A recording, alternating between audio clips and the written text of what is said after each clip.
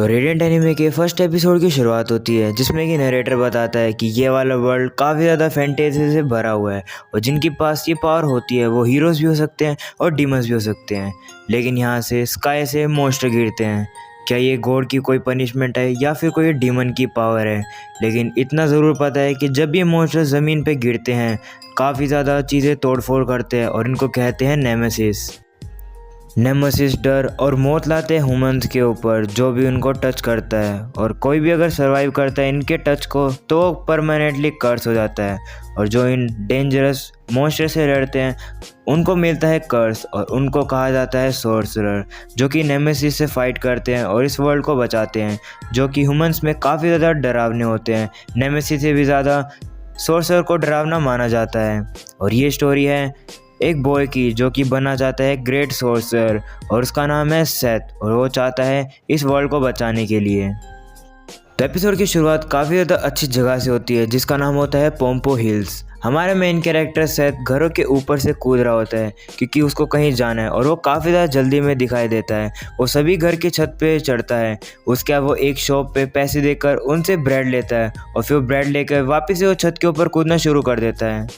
वो एक घर के ऊपर रुकता है और वहाँ के नज़ारे लेना शुरू करता है, लेकिन फिर वो बोलता है कि उसको याद आया कि उसको तो अपने दोस्त टॉमी से मिलना है। अगले सीन में दिखाया जाता है कि कुछ गायें जो कि हाथी की तरह दिखती है वो यहाँ पर गार्डन में हैं, और उसके बाद वहाँ पे टॉमी दिखाया जाता है जो कि सेथ का वेट कर रहा होता है। सेथ वहाँ पर आ जाता है। सेथ काफ़ी ज़्यादा लेट होता है। वो उसको सॉरी बोलता है कि वो वहाँ लेट हो गया उसको आने में, लेकिन वो फिर भी यहाँ पर अब आ गया है। टॉमी उसको बोलता है कि उसने कही थी कि वो उसको मैजिक दिखाएगा जहाँ उसको कोई भी देख नहीं सके। उसके बाद सेथ बोलता है कि मैं लेट हो गया हूँ, तो आज वो उसको इतनी अच्छी चीज़ दिखाएगा। और उसके बाद वो उसको कुछ ग्रिमग्लोर दिखाता है, बुक्स दिखाता है। उसके बाद वो उन बुक के बारे में बोलता है कि ये किसी को भी दिखा नहीं सकता है। वो टॉमी समझ आता है कि ये आल्मा की बुक शेल्फ से वो चुरा के लाए बिना पूछे हुए। सेथ बोलता है कि नहीं, ऐसे नहीं है। वो जब भी उस नोटिस करेगी उससे पहले वो बुक को रख देगा। और उसके बाद सेथ एक बुक को उठाता है और उसको बोलता है बस देखता जाए। फिर सेथ मीटियोर ड्रॉप का यूज़ करता है उसको अपना मैजिक दिखाने के लिए, लेकिन जब सेथ उसका यूज़ करता है वो उसका अटैक होता ही नहीं है, जिस पे कि टॉमी उससे पूछता है कि कुछ भी क्यों नहीं हुआ। सेथ उसको बोलता है कि नहीं, ऐसी बात कोई नहीं है, उसको आता है, लेकिन वो फिर से उसको ट्राई करेगा। इसलिए वो अपना दूसरा अटैक का यूज़ करता है, रिपल्स, लेकिन वो सेम होता है। वो उस अटैक को यूज़ नहीं कर पाता है। टॉमी उसको बोलता है कि तुम सच्चाई क्यों नहीं बताते कि तुम इसका यूज़ नहीं कर सकते हो और ये तुम्हारा ओरिजिनल मैजिक नहीं है। इसलिए सेथ उसको बोलता है कि वो उसको अपना ओरिजिनल मैजिक दिखाएगा और वो सिर्फ देखता रहे। सेथ वहाँ खड़ा होता है और अपने ग्लव्स के अंदर वो फैंटेजिया को कलेक्ट करता है। फॉरेस्ट का जितना भी फैंटेजिया होता है वो उसके हाथों के अराउंड आना शुरू हो जाता है। फिर सेथ सारे फैंटेजिया को कलेक्ट करता है और उसके बाद वो एक अटैक का यूज़ करता है जिसका नाम होता है टाइटन पंच। सेथ काफ़ी ज़्यादा फैंटेजिया को कलेक्ट करने के बाद एक पत्थर को पंच मारता है, जो कि पत्थर जाके वो फेंस के उसके अंदर लग जाता है जहाँ पे काव वगैरह होती है, वो खुल जाता है और जितनी भी काव होती है वो सेथ और टॉमी के पीछे लग जाती है। सेथ देखकर उसको काफ़ी ज़्यादा डर जाता है। फिर वो दोनों भागने लग जाते हैं अपनी जान बचाने के लिए।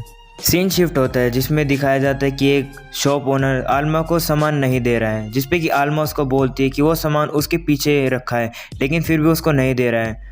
वो आल्मा उसके ऊपर चिल्लाना शुरू करती है, लेकिन वो उसको बोलते हैं कि वो उसको सामान नहीं देने वाला है। तुम जो सोर्सर हो वो थोड़ी दिन पहले इस आइलैंड के एज के पास आए हो और वो अगर इस सामान को देगा तो तुम लोग उनके बच्चों को उठा के वहाँ से ले जाओगे। जिस पे कि आल्मा उसको बोलते कि नहीं, सिर्फ उसको रोप चाहिएगी और थोड़े बहुत बोर्ड चाहिएगी, और ना ही उसका किसी को इंटेंशन है किसी को भी सेक्रीफाइस करने के लिए और ना ही किसी को चुराने के लिए। उसके पास सिर्फ और कोई चॉइस नहीं है, या तो उसको सामान ला के दे दे, नहीं तो या फिर उसकी वो पूरी शॉप को वहाँ से उड़ा देगी। इस पे कि शॉपकीपर डर जाता है और वो बोलता है कि अब वो जल्दी से उस सामान को लाएगा। आल्मा को आवाज़ आती है अजीब सी। आल्मा देखती है कि ये सारी आवाज़ कहाँ से आ रही है। वो देखती है कि सेथ और टॉमी के पीछे काव लगी है और वो इसी टाउन की तरफ आ रहे हैं। आल्मा काफ़ी ज़्यादा गुस्सा हो जाती है कि ये सेथ है। फिर वहाँ लोग दिखाए जाते हैं जो कि बोलते हैं कि उन्होंने उसके कैटल को तोड़ दिया है और उनके काव उनके पीछे लग चुके हैं। सेथ उनको बोलता है कि सारी चीज़ें कंट्रोल में है, उनको कंट्रोल कर लेगा। जैद सोचने लग जाता है कि अगर आलमा को पता चल गया कि ऐसा हुआ तो वो मेरे को मार देगी। फिर जैद चलते चलते उसने देख लिया आलमा को, जिसके बाद वो डर जाता है क्योंकि आलमा से उसको काफ़ी ज़्यादा डर लगता है। जैद वहाँ और तेज़ भागने लग जाता है और बोलता है कि आलमा को पता चल गया, अब तो वो मेरे को नहीं छोड़ेगी। वहीं आलमा फैंटेज़ी को यूज़ करती है उस काव और सैद को रोकने के लिए। वो सभी काव को हवा में उड़ा देती है और उन सभी को एक लाइन में ला के लगा देती है और जैद और टॉमी को भी वहाँ रोक लेती है। फिर वो जैद के पास आके बोलती है कि वो हमेशा सभी के लिए ट्रबल क्यों करता है। जैद आलमा को बताता है कि वो सिर्फ उसने एक रॉक को हिट किया जो कि फेंच में जाके लग गया, और फिर आलमा उसको बोलती है कि घर जाने के बाद उसको पनिशमेंट मिलेगी। आलमा वहाँ खड़ी होती है, लेकिन कुछ लोग आलमा के ऊपर पत्थर फेंकते हैं और उसको बोलते हैं कि तुम लोग हमारे विलेज के साथ हमेशा गड़बड़ी क्यों करते हो, जिस पे कि जैद उसको बोलता है कि वो नहीं है, जैद ने ऐसा किया था जिसकी वजह से वो सारे भाग निकल गए थे। लेकिन कोई भी जैद की बात नहीं मानता है और बोलता है कि तुम हमेशा यहाँ पर ट्रबल करते हो, हम लोग ये बिल्कुल नहीं चाहते कि सोर्सर यहाँ पर हो। और टॉमी को लोग बोलते हैं कि उसके पापा ने उसको मना किया था जैद के साथ खेलने के लिए, और यहाँ पर कोई भी नेमेसिस नहीं है तो तुम सोर्सर का यहाँ पर कोई भी काम नहीं है। आलमा उनको बोलते हैं कि जितना भी डैमेज है वो उसके नाम का उनको पे करेगी, और जैद को बताती है कि कोई भी चीज़ नहीं कर सकते हम लोग इनको मनाने के लिए। और फिर वहाँ से वो विंड मैजिक का यूज़ करती है जिससे कि सभी लोग देख नहीं पाते हैं और वो वहाँ से सैद को लेके उड़ जाती है। जैद आलमा को बोलता है कि उसकी कोई भी गलती नहीं थी तो उन्होंने उससे माफ़ी क्यों मांगी है, जिस पे कि आलमा उसको बताती है कि उसने उसको बताया था कि जितने भी लोग होते हैं उनसे डरते हैं। रात हो जाती है, जैद को पनिशमेंट में अपने घर की सफाई करनी होगी उसकी दीवार की। आलमा उसको बोलते हैं कि सबसे पहले उसने प्लांटेशन में आग लगाई जिसके कारण से लेक का वाटर सूख गया, और उसके बाद उसने कैटल को खोल दिया जिसके कारण से वहाँ काव निकल गए और सभी लोग जो हैं अब उसके विलेज में अब उसके दुश्मन बन चुके हैं। और उसको बोलती है कि अब वो नीचे आइलैंड पे अब नहीं जा सकेगा जब तक वो परमिशन नहीं देती है, और अगर वो इसी तरीके से ट्रैवल करता गया तो रॉयल कैपिटल से कोई आएगा उसको अरेस्ट कर लेगा या फिर उसको एक्सिक्यूट कर दिया जाएगा। फिर आलमा उसको बोलती है कि उसने बिना परमिशंस के उसकी ग्रिमलोर को ले लिया है, जिस पे कि जैद बोलता है कि वो काफ़ी ज़्यादा रिस्पेक्टफुल सोर्सर बनना चाहता है इसलिए, लेकिन आलमा उसको बोलती है कि अभी वो कोई रिस्पेक्टफुल पर्सन बना भी नहीं है, वो सोर्सर कैसे बनेगा। जैद आलमा को पूछता है कि उसने सारा ब्लेम जैद के ऊपर क्यों नहीं लगाया, जिस पे कि आलमा बोलती है कि वो सोर्सर को नेमेसिस की तरह देखते हैं जो कि ह्यूमैनिटी को डिस्ट्रॉय करते हैं और एक तरीके से वो उनको मॉन्स्टर समझते हैं, जिस पे कि जैद बोलता है कि हम सोर्सर तो उनको उन नेमेसिस से बचाते हैं तो हम लोग को सभी रिस्पेक्ट करना चाहिए। आलमा उसको बोलती है कि अगर नेमेसिस नहीं होते तो अलग ही कोई बात होती है, जिस पे कि जैद सोचने लग जाता है। आलमा को समझ आता है कि कोई अजीब से आइडिया जैद सोचने लग रहा है, इसलिए उसको मना करता है सोचने से। जिसके बाद आलमा के अचानक से कुछ हो जाता है, जिसके बाद बोलती है कि वो अभी क्यों होना है। उसके बाद जैद आलमा को बोलता है क्या वो उसको ऊपर खींचेगा क्योंकि उसको वॉशरूम जाना है, लेकिन उसको मना कर देती है। बाद में जैद अपने रूम में आ जाता है और वो बुक में नेमेसिस के बारे में पढ़ना शुरू करता है। वो सोचता है कि अगर नेमेसिस अगर इस वर्ल्ड से चले जाएंगे तो सारी चीज़ें सॉल्व हो जाएगी और सोर्सर को किसी से भी फाइट नहीं करनी पड़ेगी। तो अब शायद वो ठान लेता है कि वो एक पावरफुल सोर्सर बनेगा और सारी चीज़ों को सॉल्व कर देगा, जिसके बाद वो और खुश होकर सो जाता है। फिर सुबह होती है, जैद आइलैंड पे आकर और अटैक सीखना शुरू कर देता है, लेकिन वही अटैक उसके ऊपर भारी पड़ जाते हैं, उसका हाथ ही उससे जल जाता है। टॉमी जैद को बोलता है कि वो इसको सारी चीज़ें करनी बंद करनी चाहिए क्योंकि आलमा उसके ऊपर गुस्सा होगी, जिस पे कि जैद बोलता है कि वो आलमा को दिखाने के लिए तो ये सारी चीज़ें कर रहा है।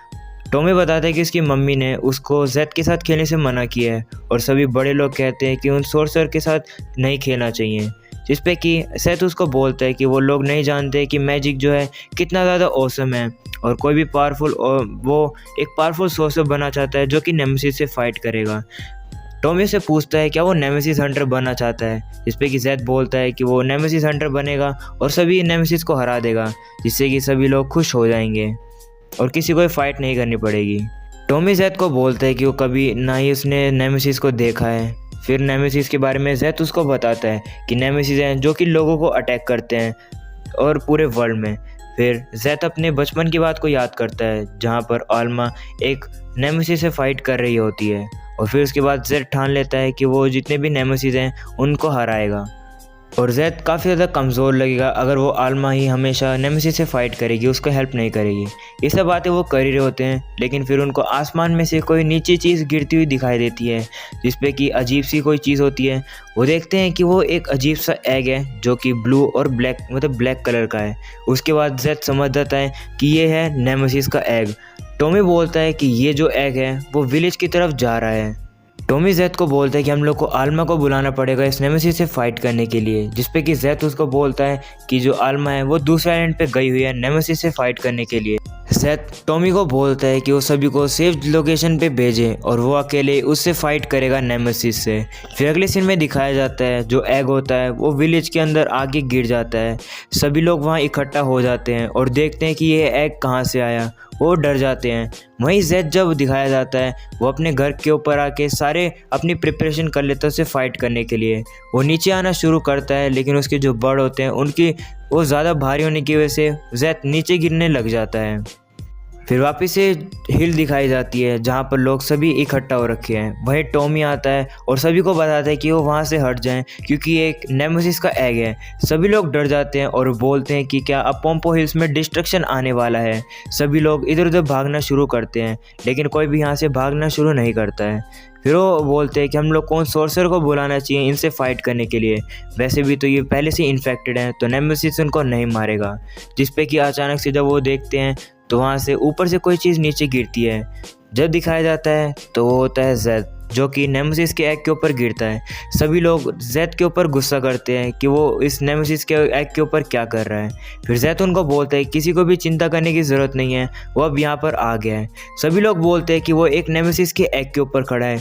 जिसके बाद जेड को बोलते हैं कि जल्दी से जाके वो आल्मा को बुला लें, लेकिन फिर जेड बोलता है कि चिंता करने की तुम लोग को ज़रूरत नहीं है, मैं आल्मा के हेल्प के बिना ही तुमको बचा लूँगा। फिर जेड देखता है कि अभी तक ये एग हैच नहीं हुआ है तो वो इसको रोल कर सकेगा, लेकिन इतने में ही वो जो एग है वो हैच होना शुरू हो जाता है। उसके बाद उसके अंदर से काफ़ी ज़्यादा बड़ा और डेंजरस सा नेमेसिस निकल जाता है। जेड उससे ऊपर आ जाता है कूद के और फिर उसके ऊपर कोई अटैक का एक्सप्लोजन बोतल का यूज़ करता है जिसके कारण से वो उसको हरा सके। लेकिन जब अगले सीन में दिखाया जाता है वो जो नेमेसिस होता है वो उसके अटैक को कुछ नहीं होता। उसके बाद जेड ट्राई करता है उसको मैजिक स्वॉर्ड से मारने के लिए, लेकिन उसकी मैजिक स्वॉर्ड भी उसके ऊपर जैसे मारता है वो टूट जाती है। उसके बाद नेमेसिस जेड को दीवार में मारता है पंच। टॉमी जेड को बचाने के लिए सामने आ जाता है और फिर वहाँ पर वो निकलता है। फिर वहाँ जेड को दिखाया जाता है जो कि उसको पता चल जाता है कि अब नेमेसिस कितना ज़्यादा स्ट्रॉन्ग है। नेमेसिस जेड की तरफ देख ही रहा होता है, फिर टॉमी के ऊपर वो अटैक करने की सोचता है। जेड टॉमी को बचाने के लिए उठता है, लेकिन फिर वो टाइम पे नहीं पहुंच पाता। जो नेमेसिस होता है वो टॉमी के ऊपर अटैक करने लगता है, लेकिन फिर अगले सीन में दिखाया जाता है कि वहाँ पर जेड आके टॉमी को बचा लेता है। वो टॉमी को यहाँ से जल्दी से भागने के लिए बोलता है क्योंकि वो ज़्यादा देर तक इसको नहीं रोक पाएगा। टॉमी वहाँ से भाग जाता है और वो जेड अकेले उसके नीचे वहाँ दबा होता है। वहाँ पर टॉमी हेल्प के लिए मांगता है सेथ को बचाने के लिए, लेकिन वहाँ पे विलेज में कोई भी लोग सेथ की हेल्प नहीं करते हैं। वहीं सेथ दिखाया जाता है जो कि उसके नेमेसिस के दबाव की वजह से नीचे गिरने वाला होता है और वो बोलता है कि उसके पास यही चांस है सभी लोग को दिखाने के लिए कि नेमेसिस जो है नेमेसिस के कारण जो सोर्स होते हैं वो बुरे नहीं हैं। वो बिना आल्मा की हेल्प के सभी लोग जैसे आल्मा को ट्रीट करते हैं वो नहीं चाहता है, और वो चाहता है कि सभी सोर्स को वो अच्छी नज़र से देखें। उसके बाद वो बोलता है कि वो हारेगा नहीं, लेकिन नेमेसिस सेथ को दबा देता है, जिस पे कि टॉमी चिल्लाता है कि कोई तो सेथ को बचाओ। उसके बाद अचानक से ऊपर से कोई चीज़ आके नेमेसिस के ऊपर लगती है। जेड बच जाता है जो कि किसी ने अटैक किया उसके ऊपर, ब्रेवरी डिस्ट्रॉयर। और फिर उसके बाद वो एक और अटैक करते हैं जिसके कारण से वो नेमेसिस जो है वो टाउन जेड के ऊपर से दूर हो जाता है और पीछे आके गिर जाता है। सभी लोग टाउन के शौक हो जाते हैं कि यहाँ पर अचानक से क्या हुआ। अगले सीन में दिखाया जाता है कि कुछ सोर्सर आके उनको नेमेसिस को रोक लिया है। जेड समझ आता है कि ये तो सोर्सर हैं, और यहीं रेडिएंट एनिमे का फर्स्ट एपिसोड हो जाता है ख़त्म। और अगर आप लोग को पसंद आया तो ज़रूर से लाइक करके जाना, चैनल को भी सब्सक्राइब कर देना। मिलते हैं इसके नेक्स्ट एपिसोड में।